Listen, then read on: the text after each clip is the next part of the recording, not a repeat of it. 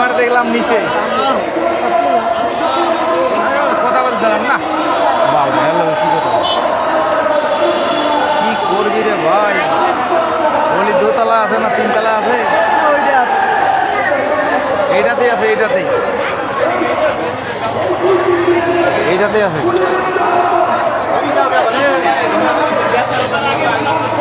ওরা কইছে সিঁড়িতে উঠতে এইখানেই। এরা কারা ভাই? আমরা তো বুঝতে পারছি।